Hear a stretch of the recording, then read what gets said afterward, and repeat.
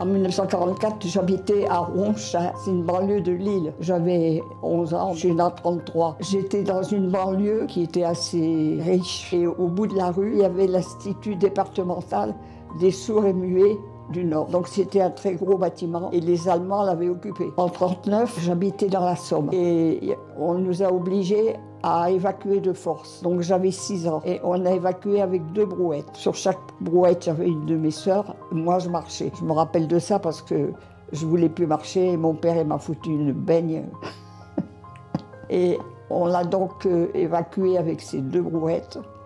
On est allé à un endroit, il y avait une maison qui était abandonnée, mais qui était ouverte et elle était toute belle à l'intérieur, les lits étaient faits. Alors on s'est couché là. Et le lendemain, on a pris un camion, il y avait des bancs dans ce camion et il y avait des soldats. Mais c'était les soldats français qui partaient, ils partaient de la Somme. Alors on a évacué, on a pris le train à Rennes jusqu'à Quiberon. Et là, on a logé dans une grange et ensuite, on nous a logés à Belle-Île-en-Mer. Ça fait qu'on a évacué à Belle-Île-en-Mer. Et mon père est parti, il était là, mais il est parti, il a été rappelé par les chemins de fer français, parce qu'il est au chemin de fer. Il a été rappelé et il a été envoyé au Maroc. Donc ma mère s'est retrouvée seule avec ses enfants et elle a accouché à Belle-Île-en-Mer. Mon frère, qui est décédé maintenant, était né à Belle-Île-en-Mer. J'ai un souvenir que j'ai compris bien après. Je vous ai parlé des soldats qui habitaient au centre des sourds et muets. Et ils descendaient la rue, tous en rang, vous savez. Et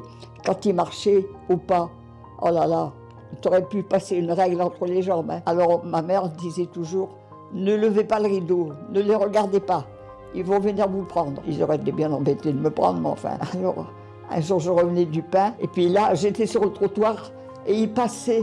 Mais c'était trop beau, je les voyais de vrai. Et il y avait sur le trottoir, c'était un gradé, j'ai compris après. Enfin. Et il avait sous le bras une baguette, vous savez, là. Et moi, je revenais avec mon pain.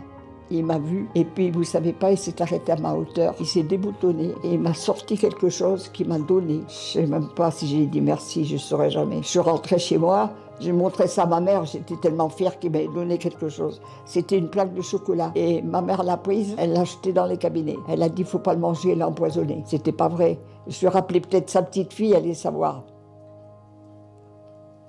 Et du coup, on l'a pas mangé.